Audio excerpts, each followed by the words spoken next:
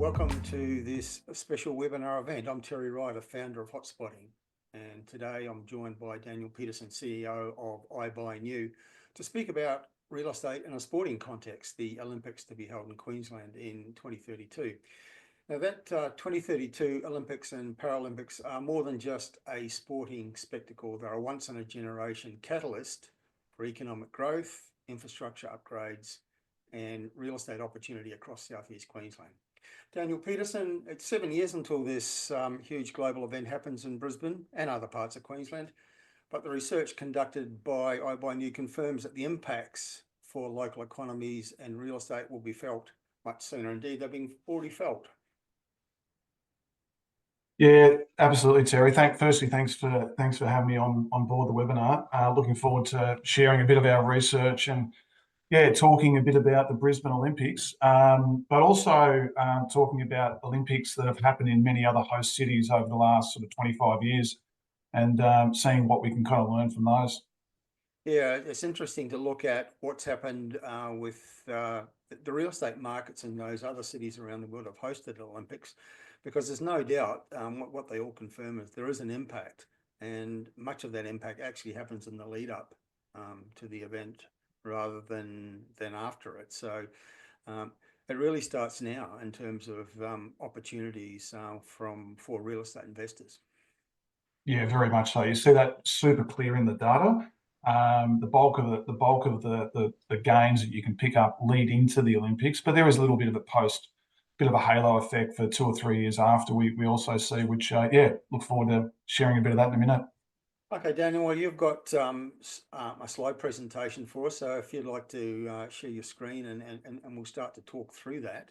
But beginning with a little bit about iBuyNew, who you are and what you do, as a little bit of background before we start to talk about the Olympic impact. Sure. Yeah, thanks, Terry. Look, as I said, thank you for having us, Terry, and to the audience. Hopefully, you'll get quite a bit out of tonight. Some of it's not rocket science, but there are some really interesting insights. I think you'll be able to glean from it. Just very quickly, a little bit about iBuyNew and myself. I'm the founder and CEO of iBuyNew. We've been in business for about 15 years, and we're a specialist new and off the plan investment advisory service. So we help investors all over Australia find really good performing investment properties, and we provide a complete end-to-end service. As I said, we've been in operation for over 15 years. We've helped more than 3,000 clients into property investments. And we're actually really proud of the 4.9-star Trustpilot rating we have from over 600 reviews. So we're certainly been getting some really good outcomes for our clients over the journey. We help a whole range of different investors, from first-time investors through to more experienced investors that are building portfolios, to some high net worth individuals that are building also significant portfolios, and then even people that are using super to invest in property via a self-managed super fund. So we help a whole range of investors, and our approach is really to evaluate someone's situation, their personal situation, and we then empower them really with our research and the selection of projects that we've made very carefully to ensure that they're going to invest in high-performing assets. And then we help them execute both at the front end, through to settlement and post-settlement, as they're generally putting tenants into their investment property. That's really just a little bit about us, Terry. Yeah, okay. Thanks for that background, Daniel.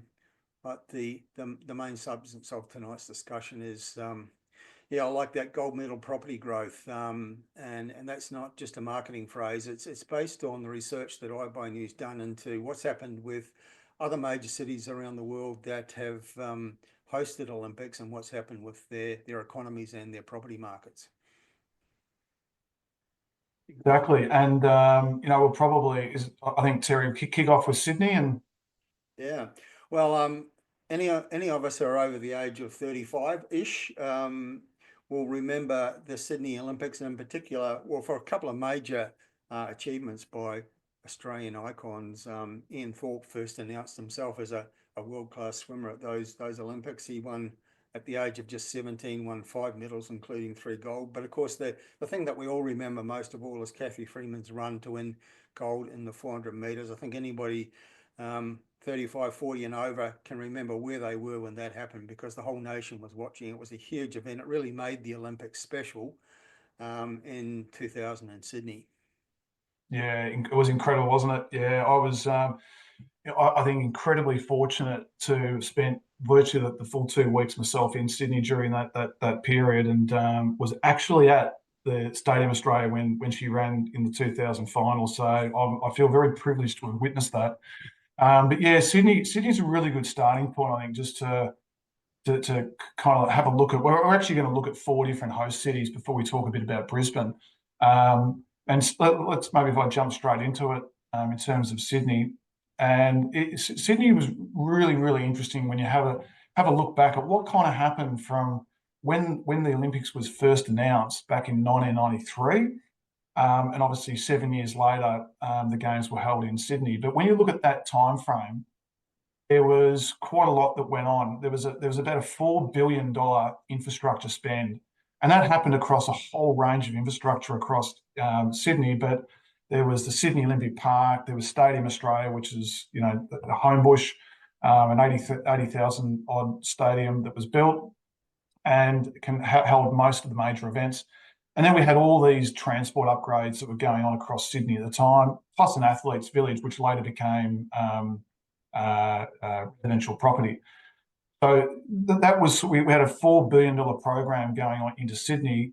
At the time, that 10-year period leading up to 2000, should I say, there was about a 12% population growth increase. Now, in today's terms, that's not that much. You know, if you have a look at the population growth we're seeing in Sydney and Melbourne and Brisbane, in certainly our major capital cities, it is more significant than that. It certainly has been the last 10 years. But during the 90s, it was modest. It was actually modest growth. The property value still saw an enormous increase. And the Sydney median prices went from 93 to 2003, so 3 years after the Olympics, it grew by 154%. And when you compare that against the national average, and should I say, not the national average excluding Sydney, you saw about 71% growth for the same time frame. So almost, well, in fact, more than double the growth rate in Sydney was achieved versus the rest of the country. So those people that were investing in Sydney or just happened to be Sydney property owners did extremely well in the lead up and just post the games. One of the other things was a really significant number of jobs were created both during the Olympics, in the lead up to the Olympics, and ongoing. There was more than $500,000 jobs were created over that time frame as a direct result of the Olympics.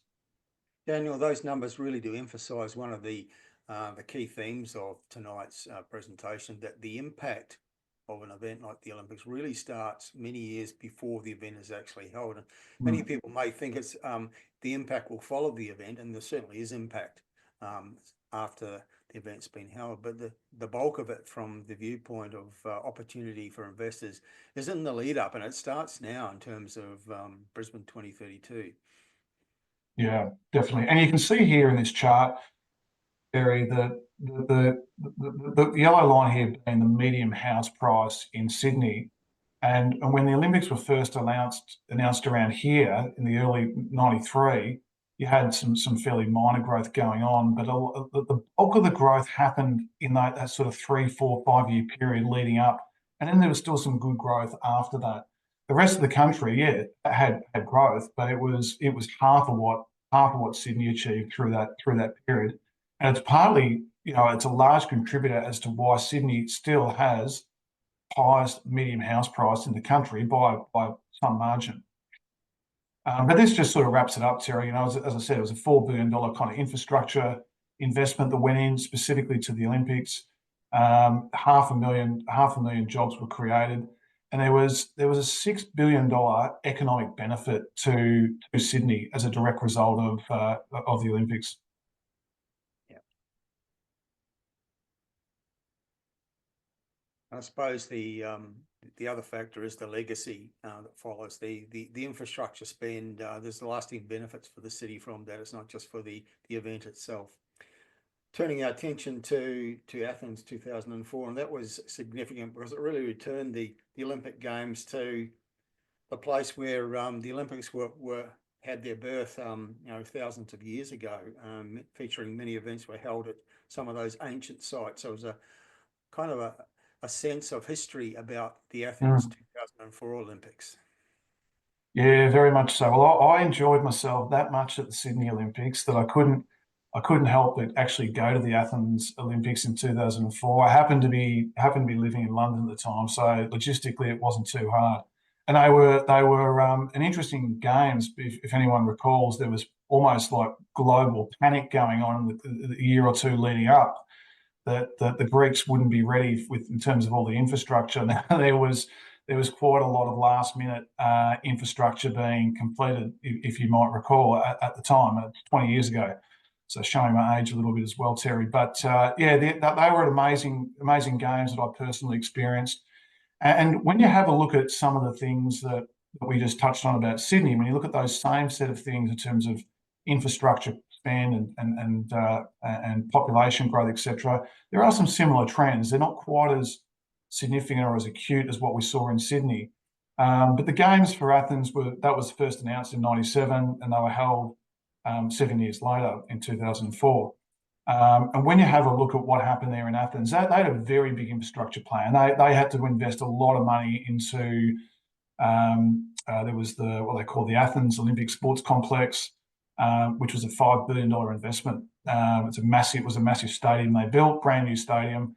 It was the first time, probably on the back of 9/11, where these host cities had to think more seriously about security, and they spent almost 700 million in Australian dollar terms on security.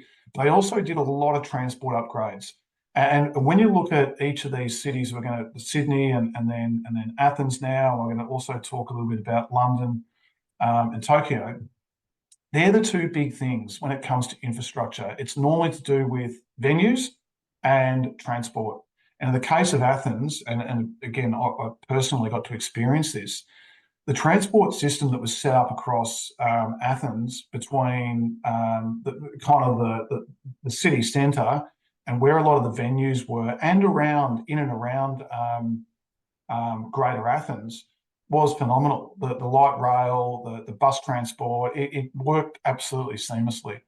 Anyway, the transport was a very significant, well in the case of Athens. Very big numbers, Daniel, considering it was 20 years ago, with those numbers in terms of the billions of dollars invested to prepare for those games. And one can imagine the lasting benefits for the city as a result of that. Yeah, definitely. I mean, the Greek economy's had its challenges, of course, but for other reasons. And that's really been in the last 10 years. When you go back to that period of time, the country went through quite a prosperous period. The actual population of Athens over the 10 years leading up only saw very, very modest population growth. And population growth, of course, drives demand on housing. But despite that, there was still almost 100% growth in median prices in Athens. Compared to the rest of the country, they saw 72% price growth. There was 200,000 new jobs, a little similar to Sydney, not quite as many, but 200,000 new jobs created on the back of the Athens Olympics. So you can see on the chart here, what happened to median prices in Athens versus the rest of Greece. Again, a pretty similar trend, although not as acute as what we saw in Sydney. So look, Athens was still a really successful event. About $11 billion was spent in terms of infrastructure, and there was about 7 billion euros in terms of total economic benefits being attributed to Athens. Just before we start to talk about London, Daniel, I'd just like to remind people watching and listening this evening that we welcome your questions, and we invite you to type your questions about tonight's presentation or about anything to do with residential real estate that you might have a question about into the chat box, and in the latter part of the hour tonight, we'll get to as many of those questions as we possibly can. So in London 2012, memorable for another stellar performance by Usain Bolt, who had won 3 gold medals 4 years earlier, and he repeated the feat in London 2012, winning the 100 metres, 200 metres, and a relay gold medal, a unique feat by a sprinter at Olympic Games. Yeah. Yeah, it wasn't. It was an incredible achievement, and I think most of us would still remember it vividly. Unfortunately, I didn't get to the London 2012 Olympics, even though I did sort of live there in London for 5 or 6 years. But I was back in Australia at that point in time. But look, London. Let's jump into that just quickly. But London, again, you see some similar trends here. The games were first announced in 2005 and held in 2012. And so when you have a look at that sort of 10-year block, you do see some similar stats to what we talked about, which I'll come back to in a minute. But there was also an $11 billion spend that was made in London on similar but different infrastructure. They had the Olympic Park, what they call the Queen Elizabeth Olympic Park that was built. A lot of the infrastructure went in the eastern suburbs or the eastern part of London, as many would know. They also spent a hell of a lot on security, $2 billion in fact. And then a lot of the transport upgrades that happened across London and Greater London were also really significant. And what you then saw in terms of property values was this really significant growth in London. Now, a lot of that growth, which was kind of referenced in one of the earlier charts, happened to be in the eastern part of London. They saw a more significant uplift in and around where the major infrastructure went in, both in terms of venues and transport infrastructure that went in. The population growth in London is actually pretty modest when you have a look at, there was 8-9% growth in the population in the 7 years leading up to, so probably just over 1% growth. What we're seeing in the Australian market, both in Melbourne, Sydney, Brisbane, and the rest of the country, is high population growth rates than that. Despite that, it still drove really, really significant property growth in London. The rest of the UK didn't quite see the same kind of outcomes, and you can see that pretty clearly on this chart here. In the lead up to the Olympics, and then that little period here post the Olympics, that's where the bulk of that property value growth happened in London. The rest of the UK has really seen pretty modest price growth, and when it comes to property values. So, yeah, London in a lot of ways has some parallels to Athens in the similar scale in terms of the dollar value of the investment, the jobs created, the economic benefits, and you saw this virtual doubling in price growth over that 10-year block, more than double that was seen in the rest of the UK. Daniel, the big learning I think that people can take away from the stats that you're presenting, and London's a great example of it, that the research does show that in terms of the real estate impact in host cities, it's the suburbs closest to the big venues for the games that actually has the biggest uplift. And I think that's an important point for people to take away from tonight. Definitely, yeah, couldn't agree more, Terry. It's where the venues are in and around those areas, and also where the major transport infrastructure is going in. They're probably the most obvious things that you can see in each of these examples. So the Tokyo Olympics, well, they were the COVID games. They were delayed because of COVID, and they were held with strict protocols and no spectators, if you can imagine that. Can you imagine Sydney 2000, Cathy Freeman winning a gold medal without the crowd present? I mean, Would have been the same. Absolutely. Yeah, Tokyo was, I think it's the first time it's ever happened in the history of the Olympic Games where they had to. Actually, I think there was one of the case in some war times, but in the original games was supposed to be in 2020. They were in 2021, as everyone would recall. But let's jump in and just talk a little bit about Tokyo as well. They were first announced in 2013. eventually held in 2021 after being deferred for a year for obvious reasons. In Tokyo, they spent $12 billion, and that $12 billion again was spent across the National Stadium, the Aquatic Centre, the Gymnastics Centre, so essentially the stadiums and venues. And then about half of that was also spent on transport upgrades across the city of Tokyo. So the common theme, obviously, across those four has been those two big buckets of infrastructure: venues and transport, and that's Tokyo is absolutely no different. The population growth in Tokyo City itself is positive. When you look at Japan's population, it's a very unique country in many ways. And population is one of the unique elements in that it's had really no population growth now for the last 20 years. And in fact, when you look forward, the projections going forward, because of the aging population of Japan, will be in decline for the next 20 years. But when you look specifically at Tokyo, over that 10-year block leading up to 2021, they had about 7% growth. So there was still a level of population growth, albeit most of it domestic, moving from regional areas into the capital city.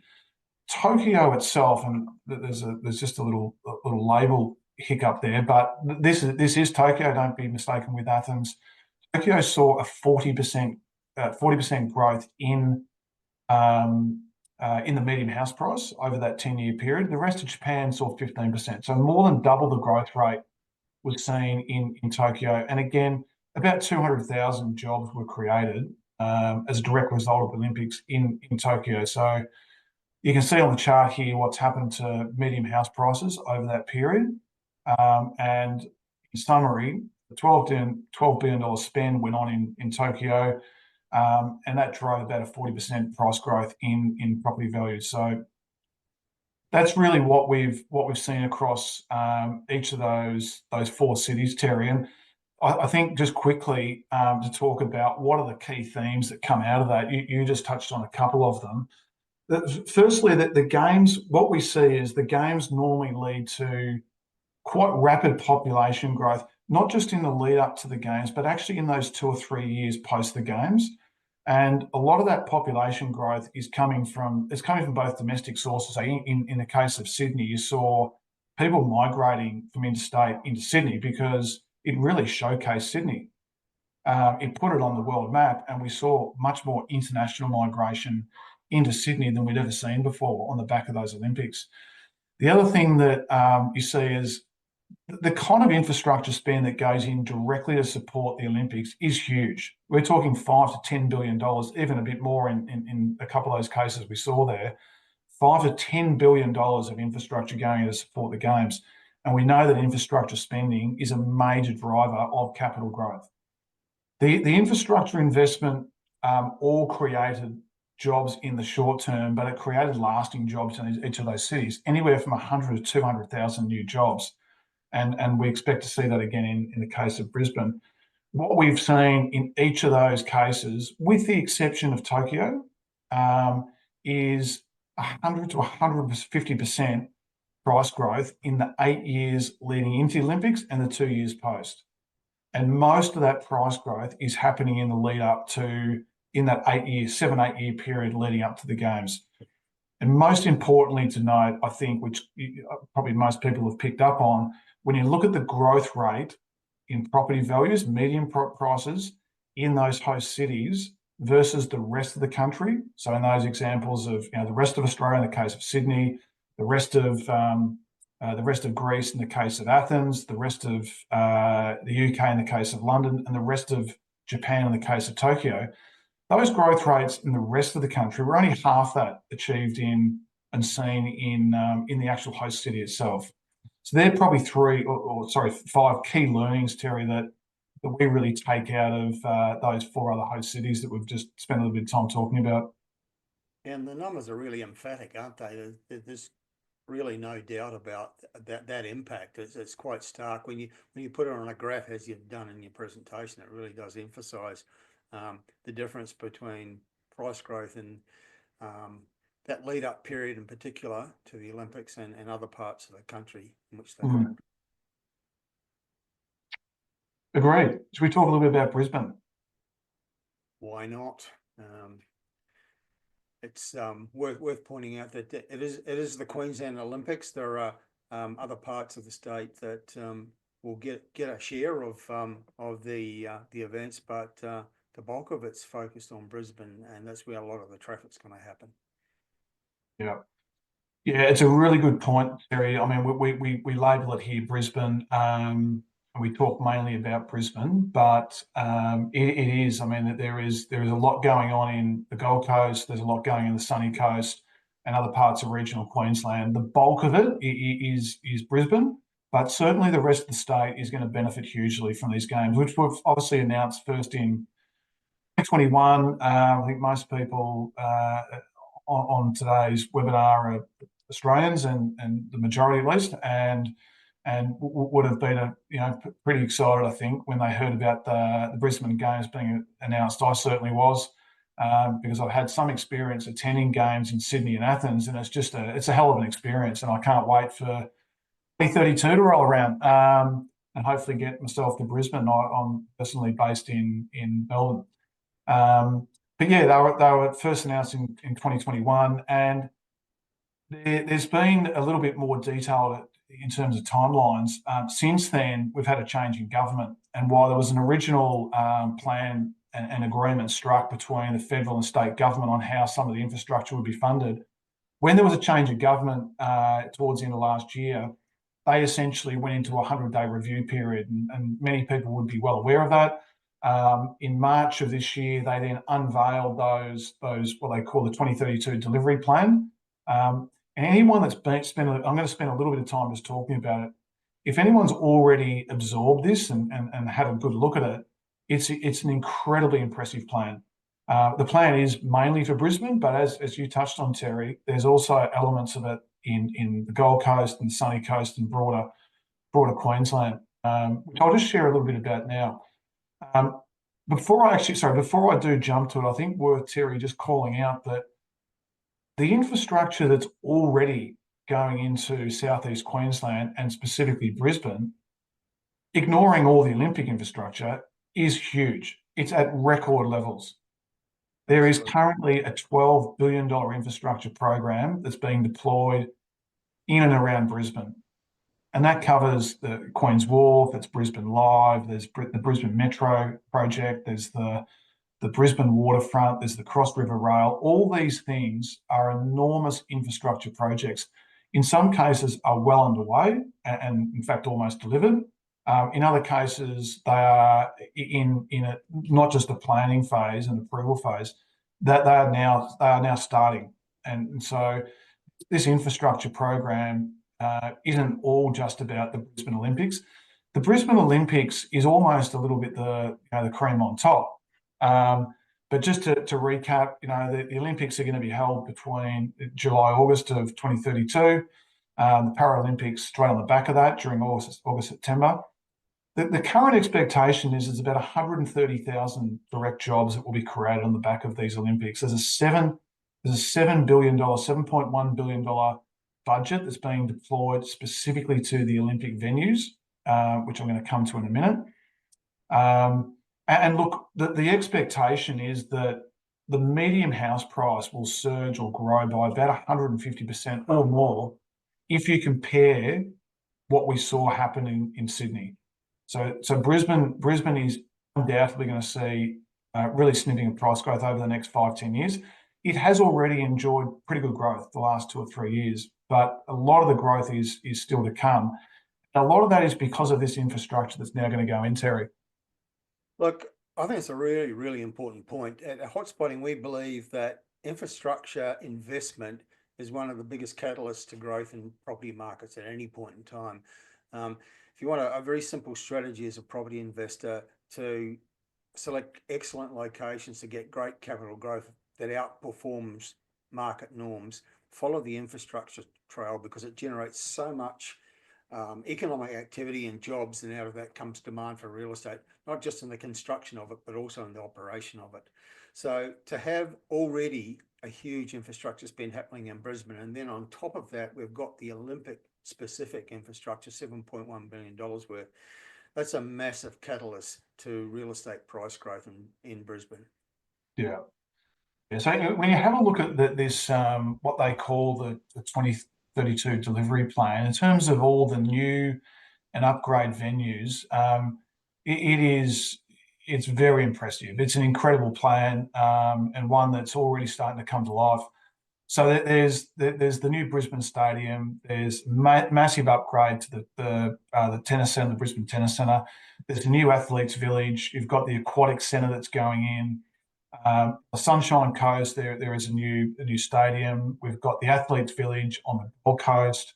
There's a hockey centre. There's the new Brisbane, or the upgrade, should I say, to the Brisbane Showgrounds. There's a new shooting centre. There's a sports centre going in Logan. Moreton on the northern side has got another indoor centre that's being constructed. And I won't go through all the rest of it, but you can see on the slide here, it's not just Brisbane.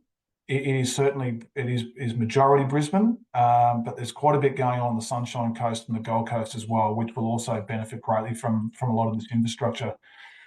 The other thing I think worth noting about Brisbane is that its profile around population growth has changed dramatically in the last few years.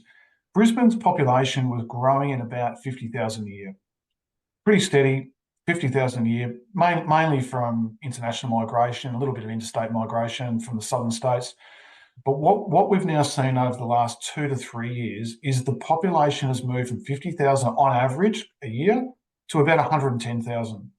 And a lot of that did in the early COVID years, a lot of that came out of Melbourne. And then what we've seen over the last couple of years is a lot of it's come out of Sydney. But sitting alongside that is more international migration than Brisbane has ever seen in its history. So we're now seeing population growth of more than 100,000 a year, and it's just lagging behind the two other major capital cities, being Melbourne and Sydney. Whereas Brisbane was well and truly half, if you look sort of annual population growth relative to Melbourne and Brisbane, Melbourne and Sydney, should I say, in years gone by. So the population growth in Brisbane has changed, and the projection for it is to move to about 3.1 million over the next 15 years. Personally, I think this ABS data is extremely conservative on Brisbane, and it hasn't factored in the effect of the Olympic Games, in my opinion. When you look at the other host cities over the ones even we touched on, the growth in population, it ramps up in the lead up to the Olympics, and it also, that this halo effect the Olympics creates, because it does showcase these cities in better light than they've ever been showcased on the global stage.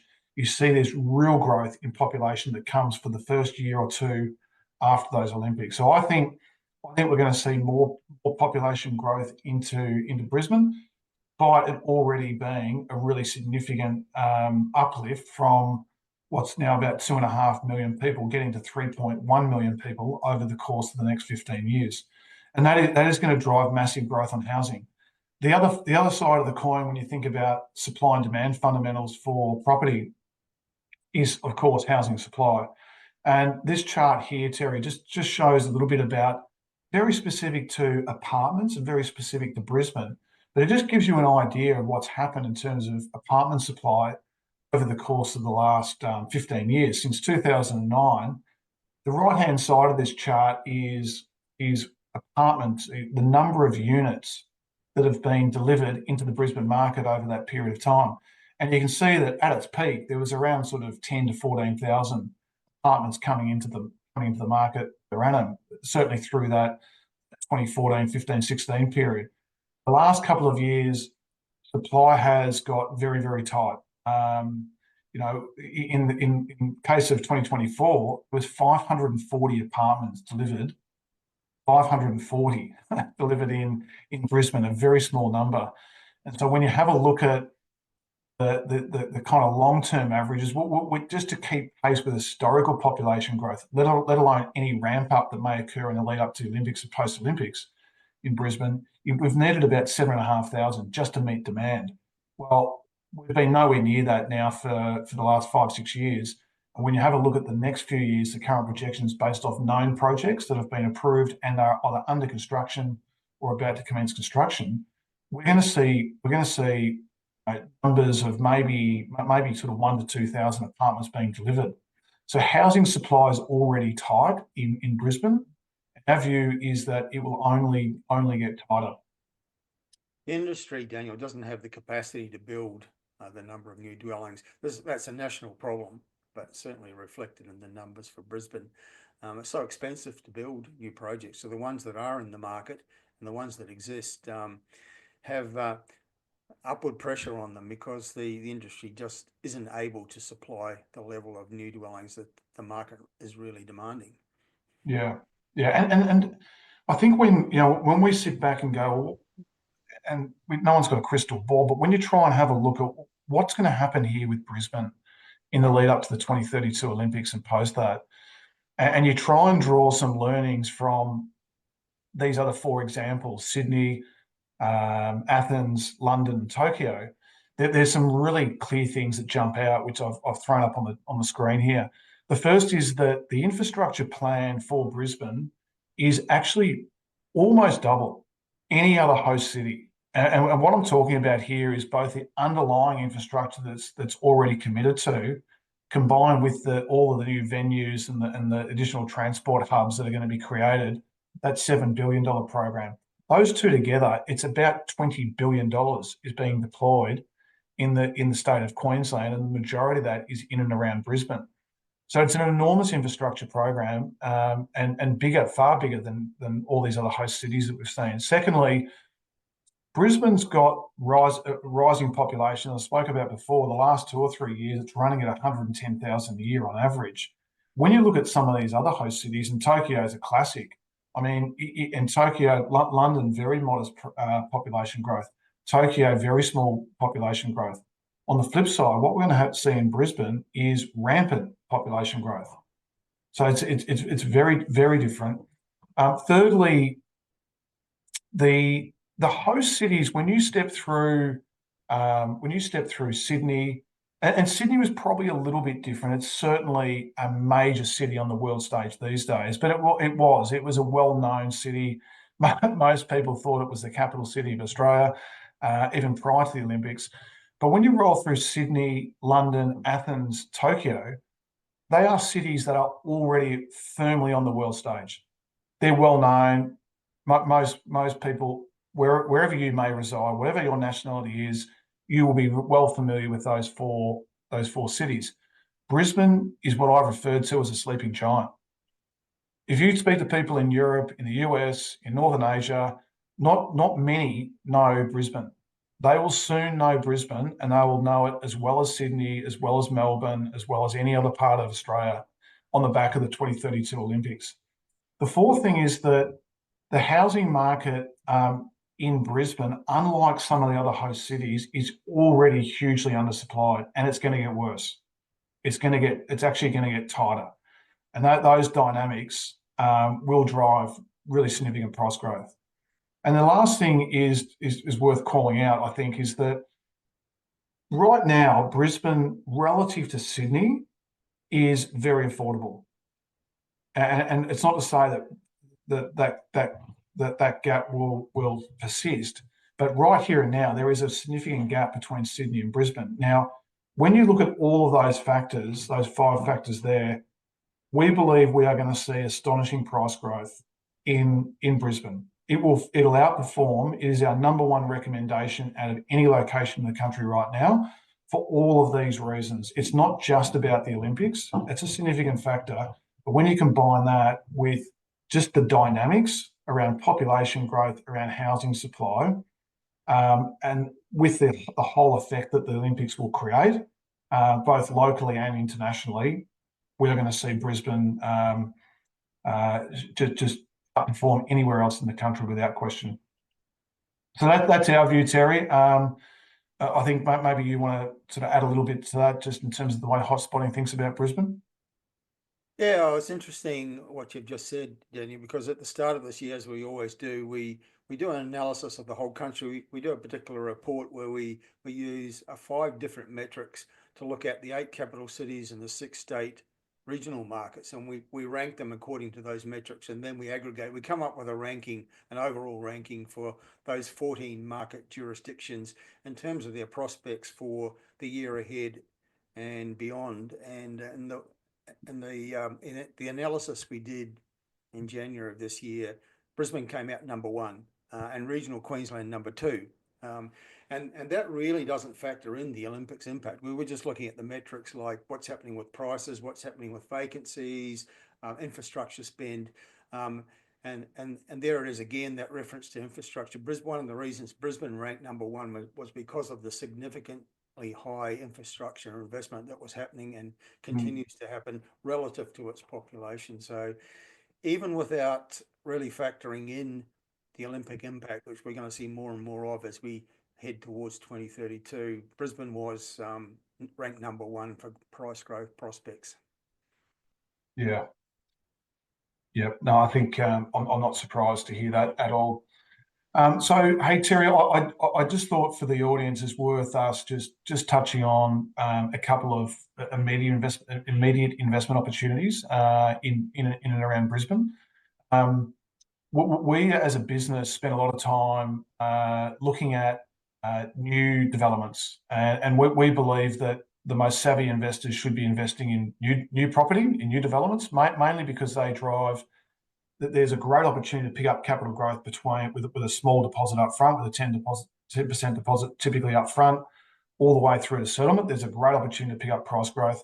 As an investor, you'll also be looking to get good rental yield, and new and off the plan property will see anywhere from sort of 4.5% to 5.5% rental yield typically, versus established property of 1, 2, maybe 3% rental yield, depending on where you're talking about.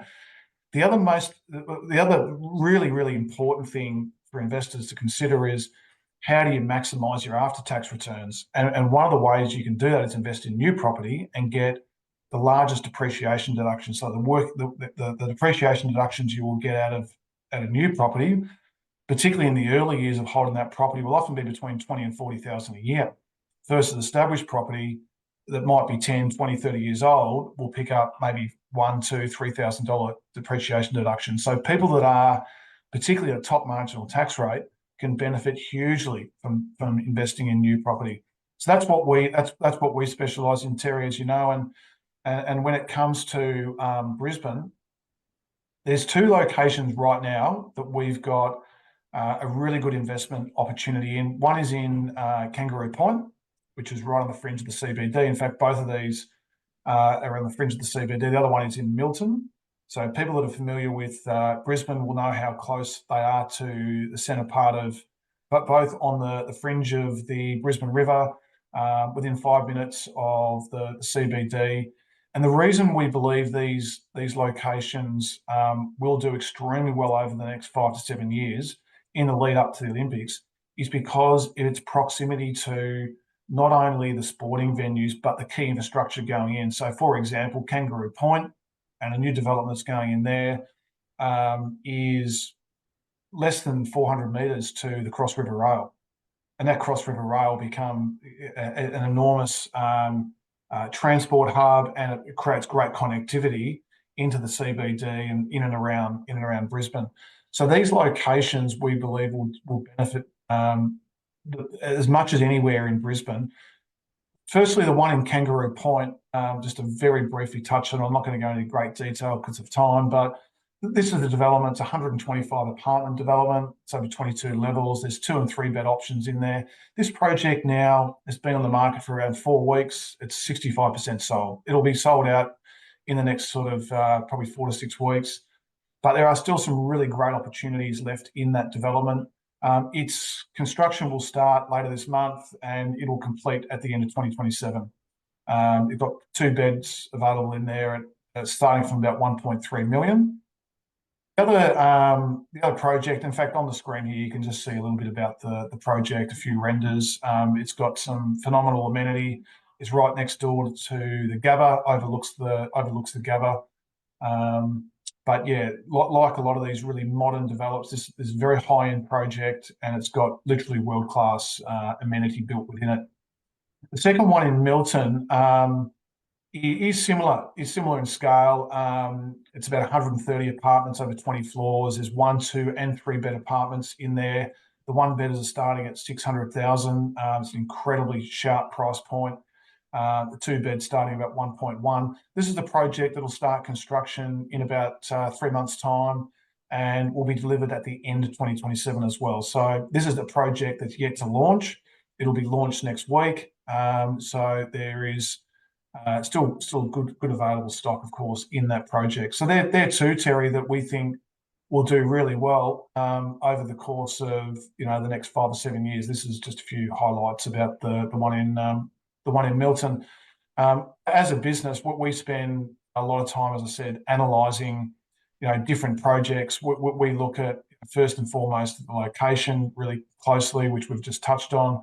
We look very closely at the development, look really closely at the developer, and that studying all those things, and we have what we call a project evaluation selection framework that helps us find really high performing assets for our clients and gives them great confidence that those projects, if they're investing in them, they're leveraging our research, they will ultimately do really well.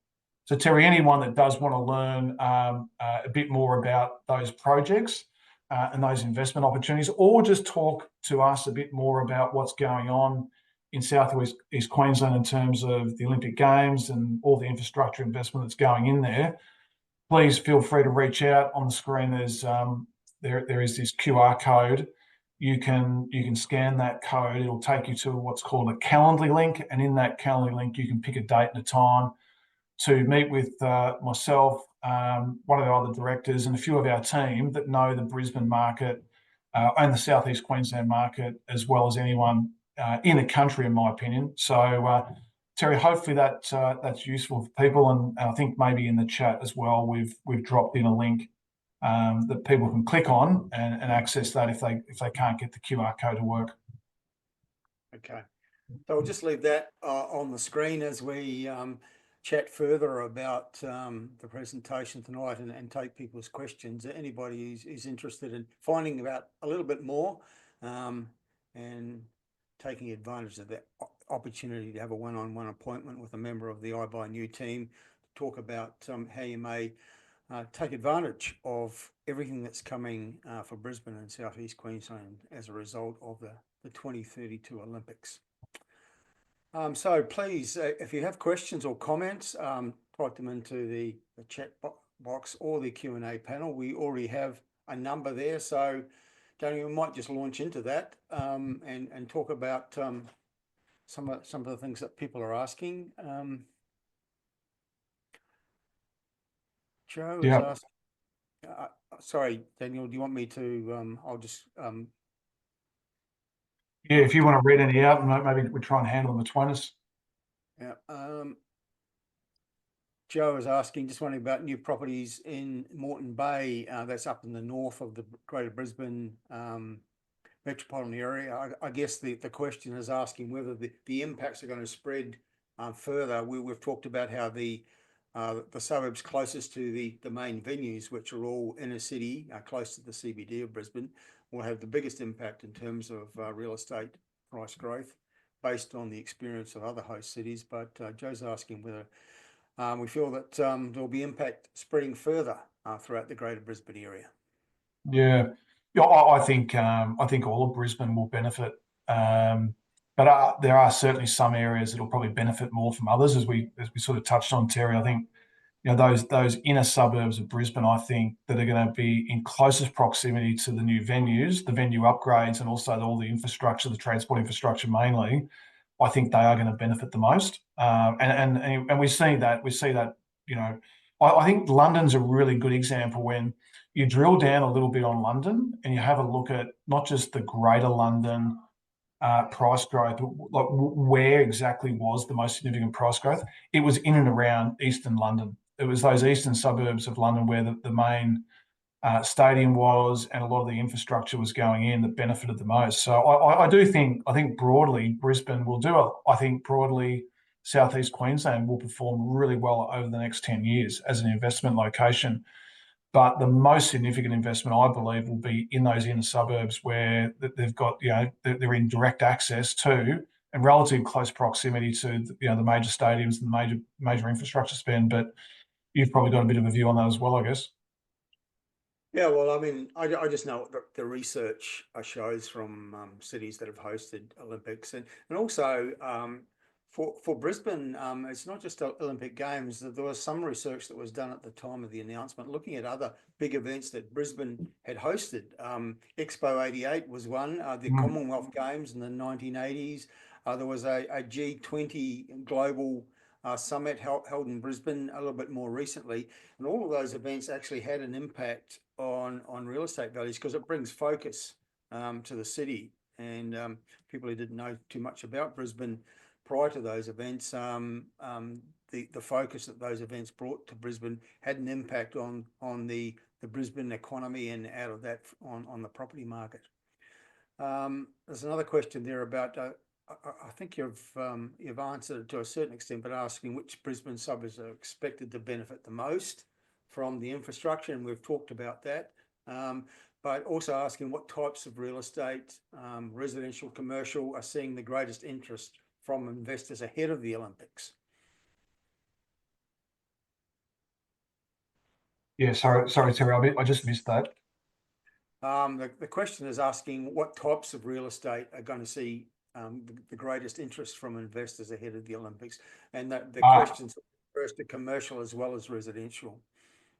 Yeah, that is an interesting question. I think I think when you think about the drivers of capital growth when it comes to residential property, they are very different than the drivers of capital growth for commercial property and retail property, for that matter, or even industrial.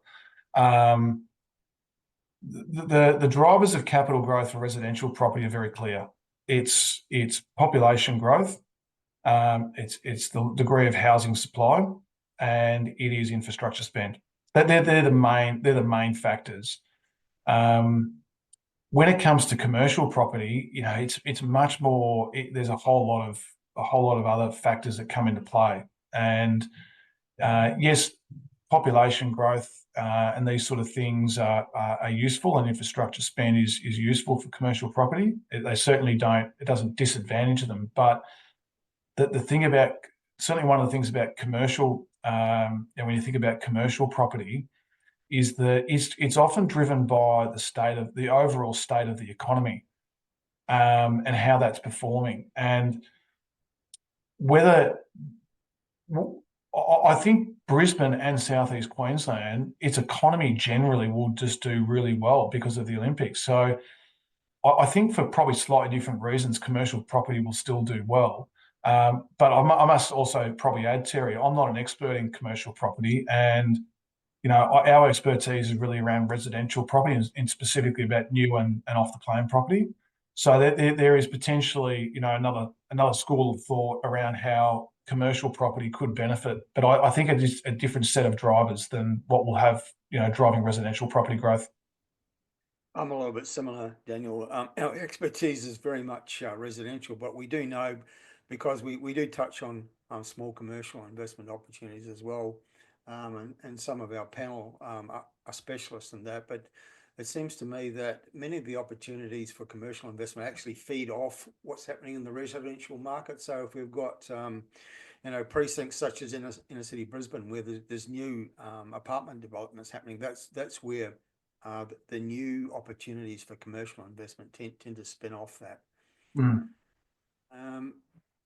So there's a question about what all of this means for property developers. Does it mean it's worth being a property developer in Brisbane in coming years? I certainly think that there will be opportunities from that, because as we've discussed tonight, Daniel, the market just can't supply the level of new dwellings that the demand is there for.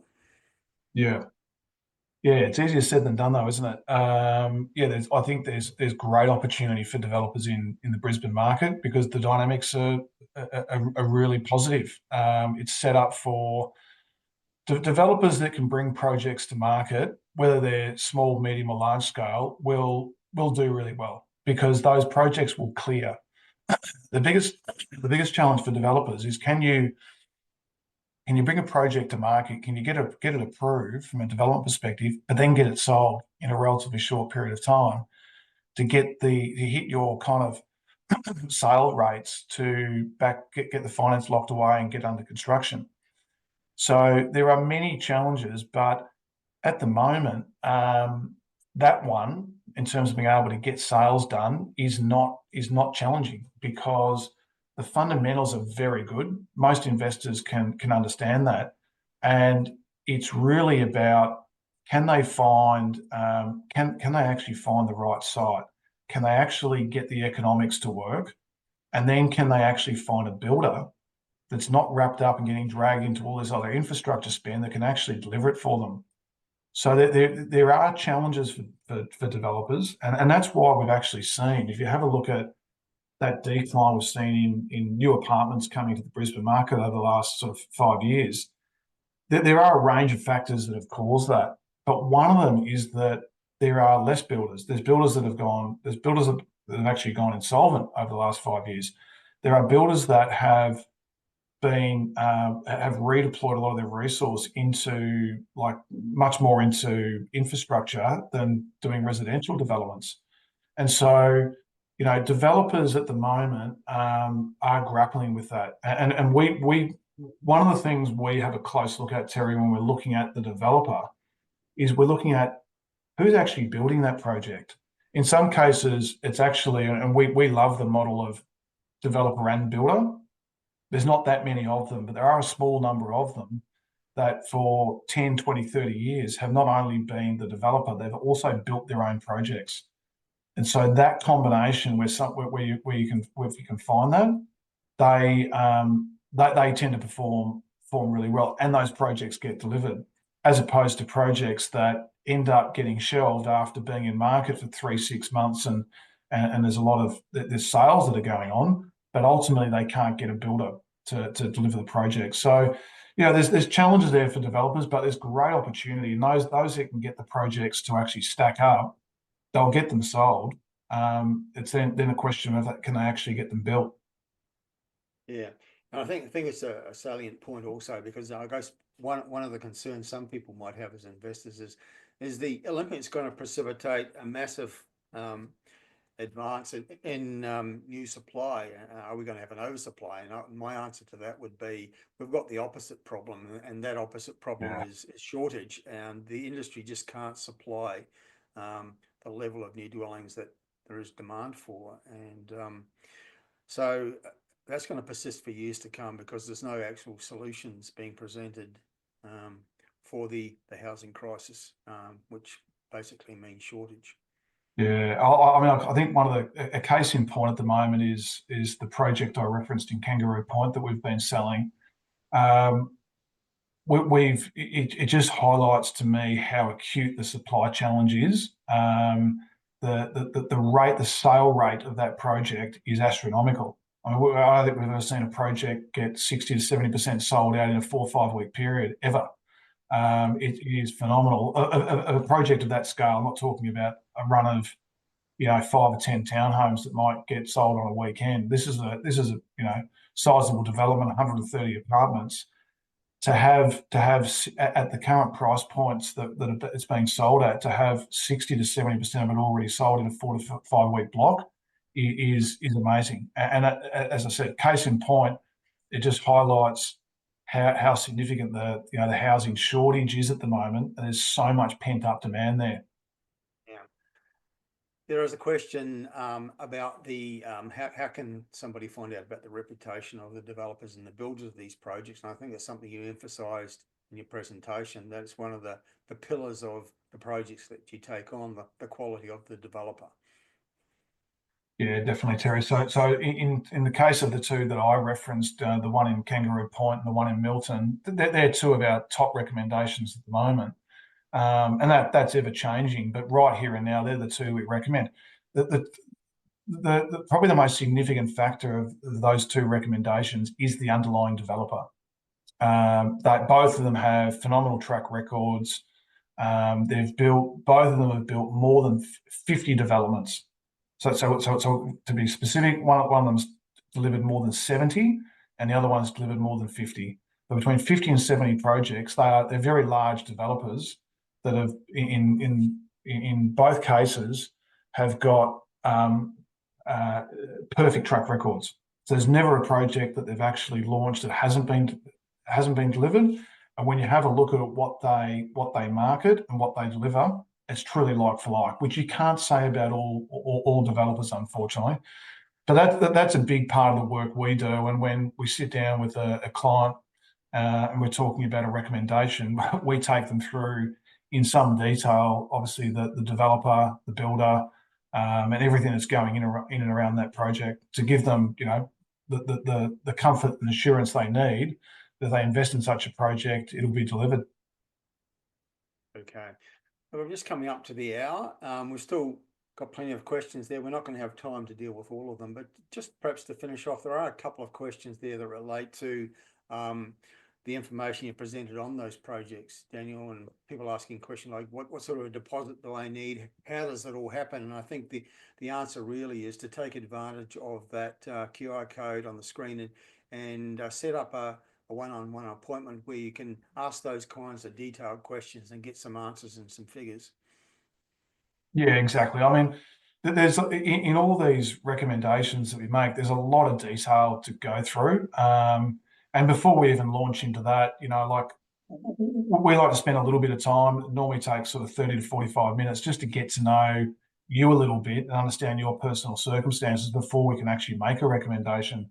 So the first step, Terry, is really, if someone's interested in investing in new and off the plan property in Brisbane, or the Gold Coast or Sunshine Coast, we have recommendations in both of those locations as well.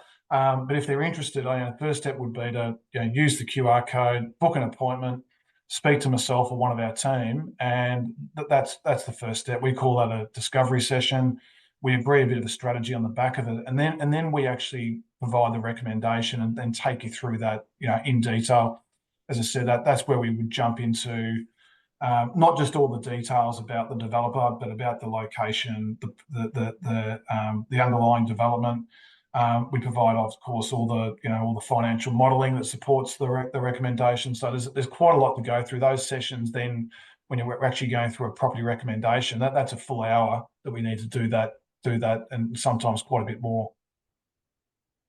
Well, I think that's a great note to end the webinar on, Daniel. I'd like to thank you on behalf of all the people who tuned in tonight for an excellent presentation. There was great information, very nice graphics, a beautiful presentation.